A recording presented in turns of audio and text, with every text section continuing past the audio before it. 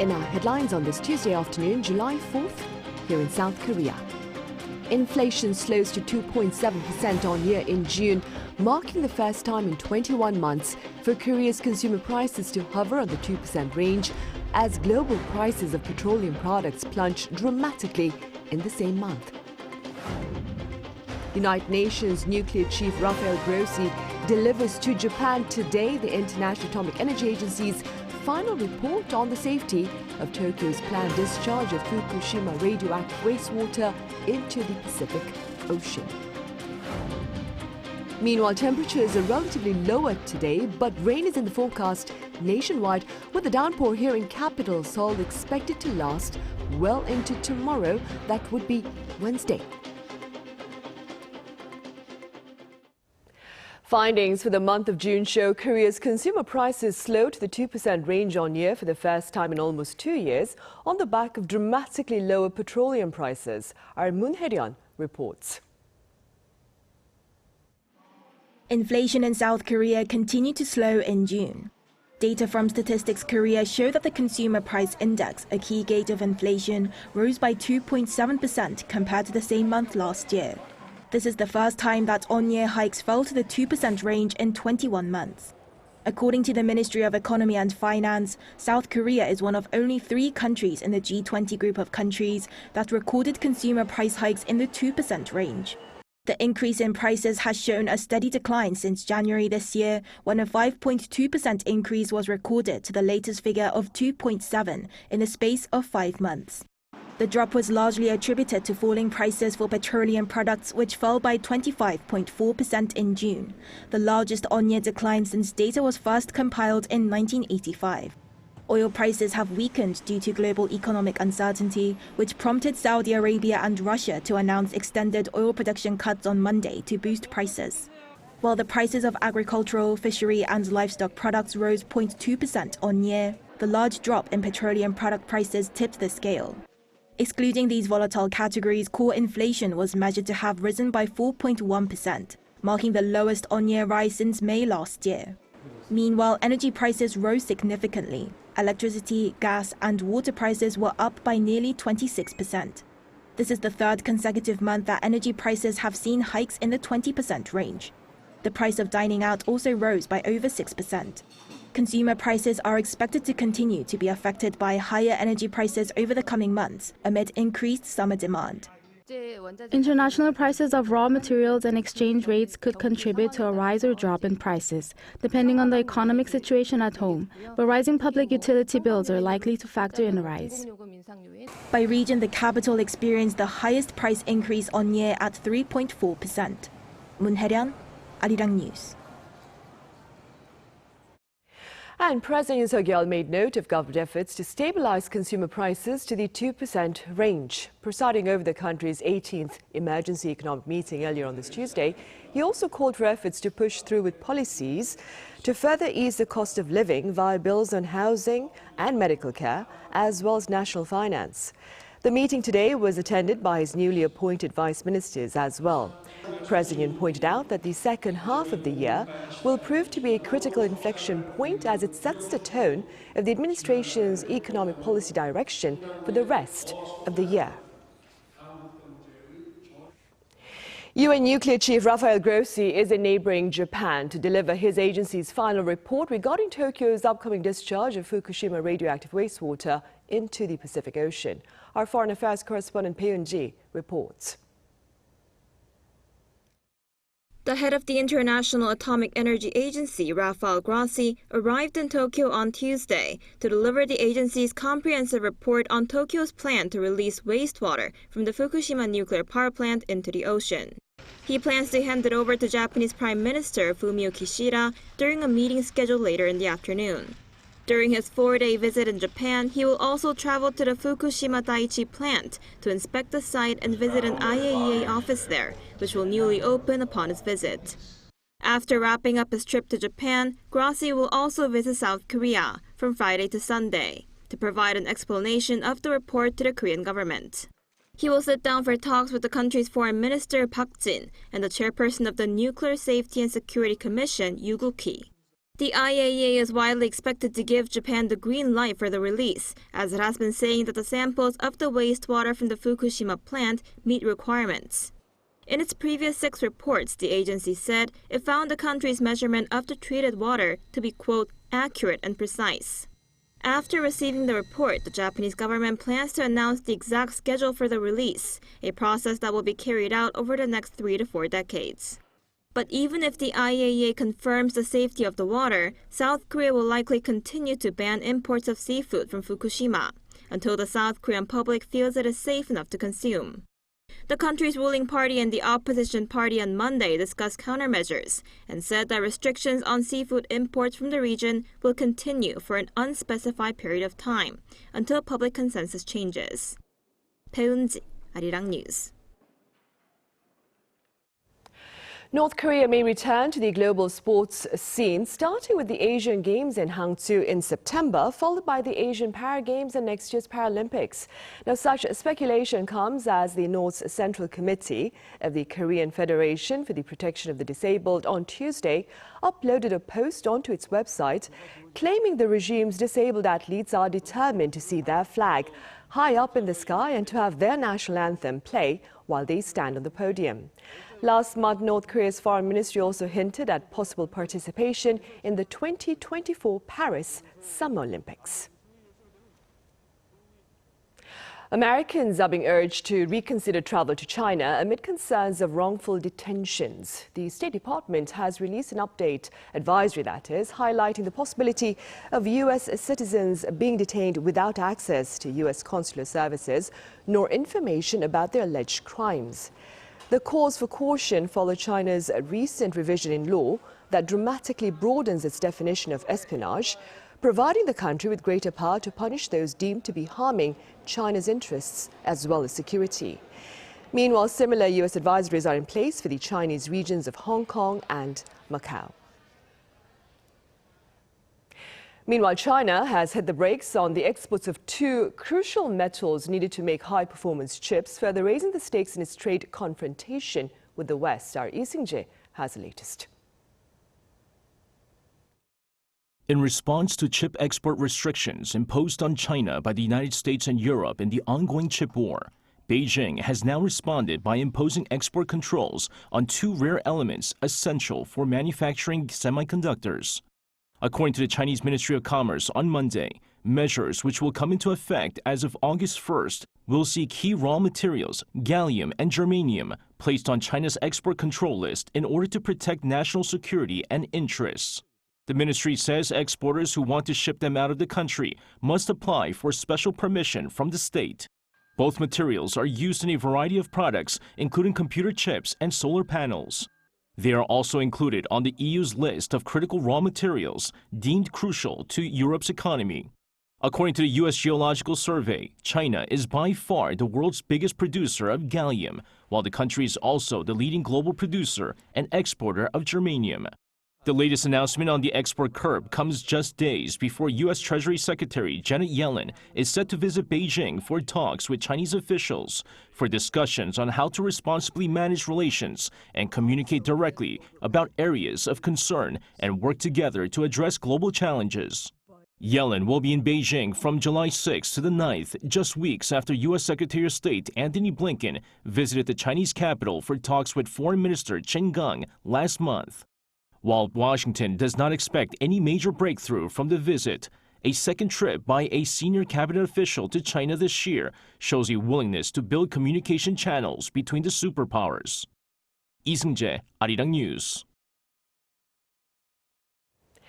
Global demand for Korea's instant noodles soared to fresh highs during the first half of this year. According to the Korea Agro-Fisheries and Food Trade Corporation and the Korea Customs Service on this Tuesday, ramen exports hit $446.2 million during the January to June period. Now, this sum is said to be up over 16% from the previous record noted in the first half of last year. Pundits are linking the finding to the overall growth in the instant food market, as well as the steady interest in Korean product and content.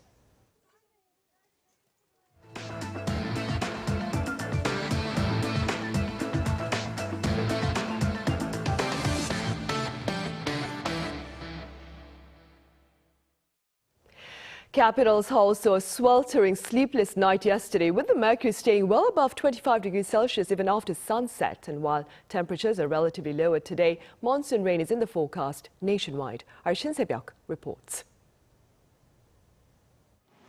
Seoul had its second tropical night of the year on Monday night. The sweltering overnight temperatures followed a daytime high in Seoul of 34.9 degrees Celsius for the hottest day of this summer so far. And even after the sunset, the heat persisted with the low in the capital hovering around 26 degrees. A tropical night occurs when temperatures stay a minimum of 25 degrees Celsius between 6 p.m. and 9 a.m.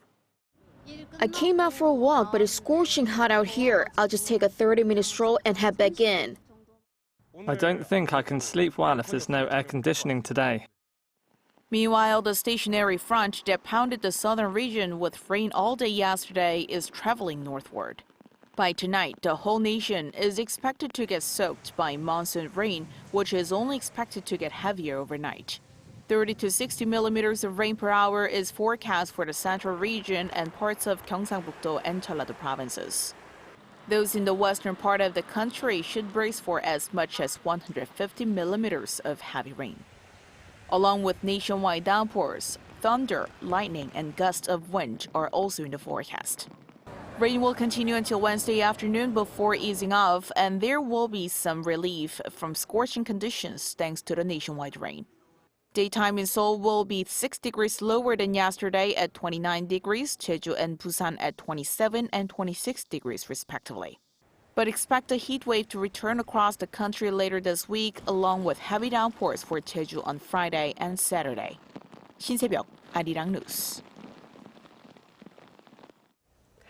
Also on the local front, a couple was recently blessed with the birth of 4 healthy babies, but the new parents have just discovered they may not receive many of the benefits pledged by authorities to boost rates.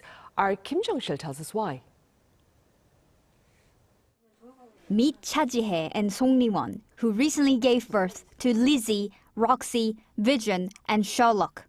3 girls and 1 boy. They told me it was twins at first. The next week, they said triplets. The week after that, they said quadruplets. I was very worried about whether my wife could deliver all those babies.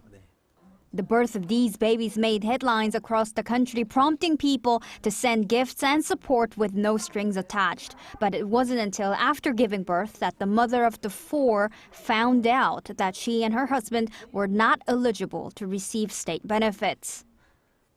We were told we exceeded the income limit, so we weren't eligible to receive many of the benefits. And the ones we can receive, the amount was really small because every policy is centered around just 1 baby.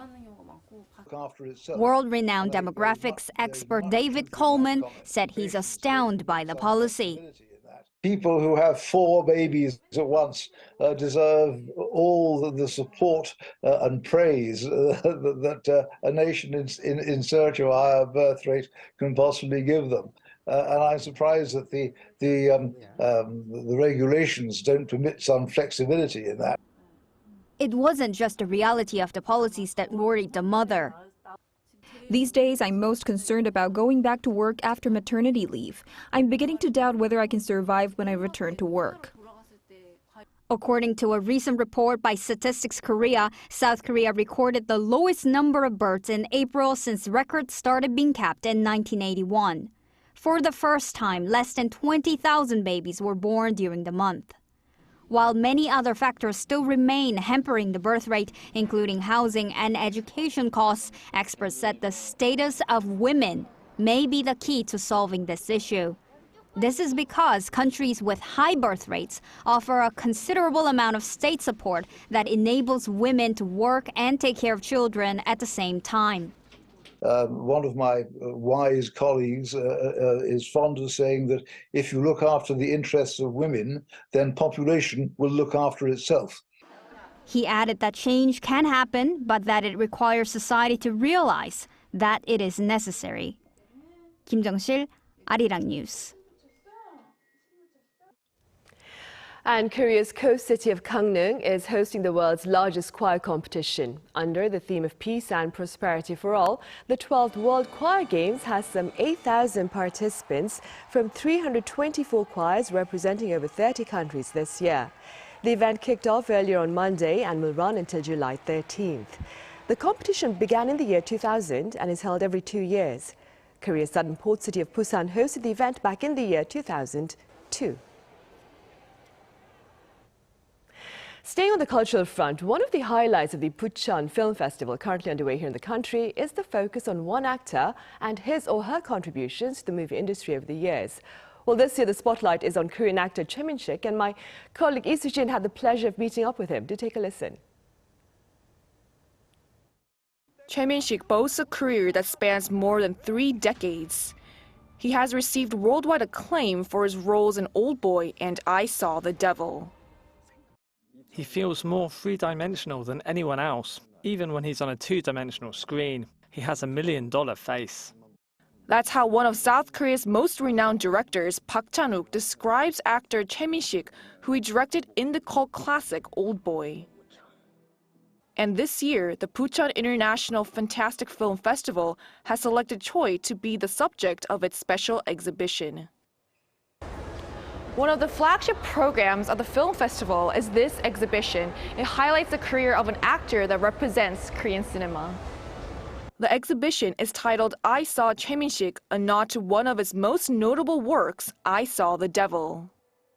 We sat down with Choi to ask him what this honor means to him.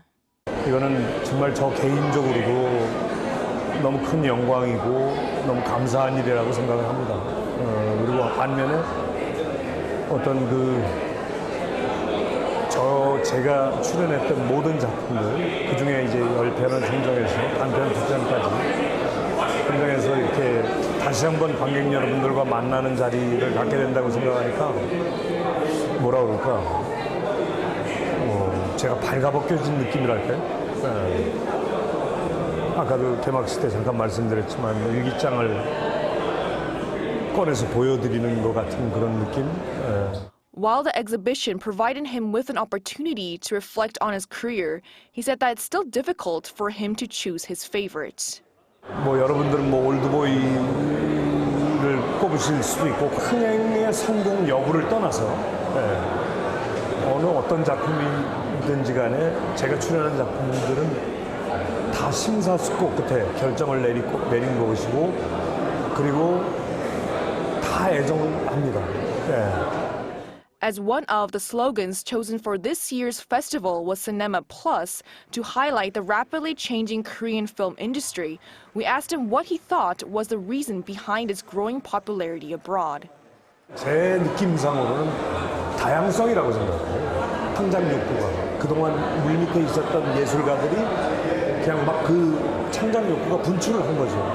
그런 점들이 아마 외국 관객분들이나 외국 영화인들이 높게 평가하는 것이 아닐까 그렇게 생각합니다. And now that the Korean film industry has begun to move past the pandemic, he's optimistic about its future. 기지개를 다시 한번 풀 때가 된 것 같아요. 그렇기 때문에 뭐 저 개인에 대한 어떤 그런 것보다도 한국 콘텐츠에 대해서 드라마나 영화나 모든 그런 콘텐츠에 대해서 더 많은 관심을 가져주셨으면 하는. Both the exhibition and the film festival will be held until July 9th, providing a chance for people to explore both the person and the films that represent Korean cinema. Lee Soo-jin, Arirang News.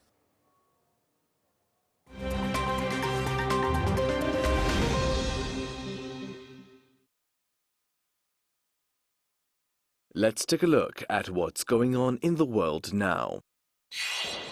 At least 9 people have been killed and around 100 wounded in a major operation by Israeli forces in the West Bank's Jenin refugee camp. Launched on Monday local time, the operation has seen gunfire exchanges between Israeli forces and Palestinian militants. Dubbed Operation Home and Garden, the raid has been described as the biggest military operation on the camp since 2002. The Israel Defense Forces have called it a, quote, extensive counterterrorism effort targeting terrorist infrastructure. Palestinians have called the operation a war crime. Israel has launched at least 10 airstrikes and at one point deployed around 2,000 soldiers.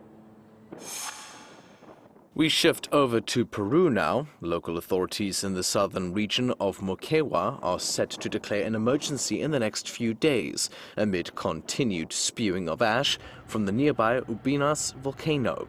This is according to Peru's Prime Minister on Monday, who added that the order will provide necessary prevention measures to keep the region's 2,000 residents safe.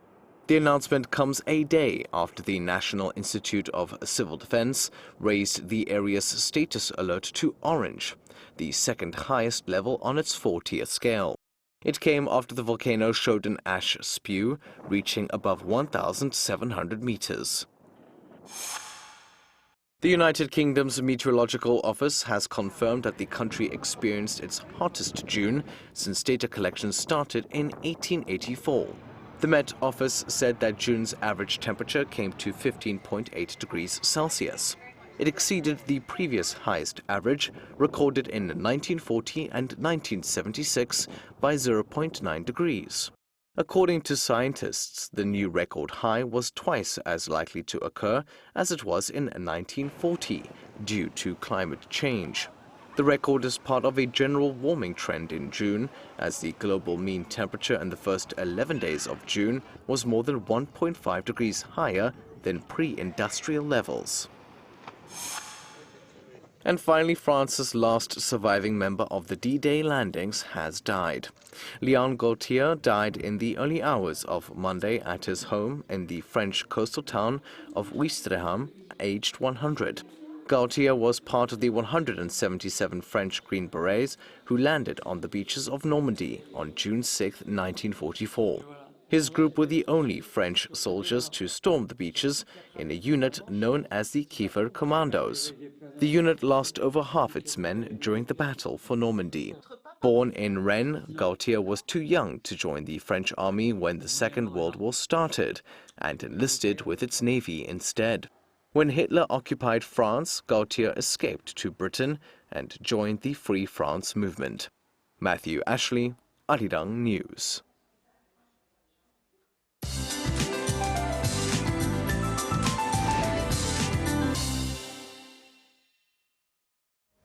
Good afternoon. After yesterday's scorcher, we need to brace ourselves for downpours again. Until tomorrow morning, the capital, Chungcheong, Namdo, and Jeju could see more than 150 millimeters, and Chungcheong-Bukdo could see more than 120 millimeters. Now, rain could pour down 30 to 60 millimeters an hour from tonight into tomorrow at dawn, along with thunder and lightning. Now, the capital experienced the hottest day of the season so far, with the mercury reaching close to 35 degrees yesterday afternoon, and strong sunshine was no help. But today's rain brings relief from the intense heat wave, with most regions seeing highs going down 3 to 5 degrees lower than yesterday. Well, not surprisingly, Seoul had a tropical night with temperatures remaining above 25 degrees throughout the night. And this afternoon, most of the central regions are seeing highs in the upper 20s. Now, rain should let up by tomorrow morning. After a short break, rain makes its return at the end of the week to certain parts of the country. That's Korea for you, and here's a look at the international weather conditions.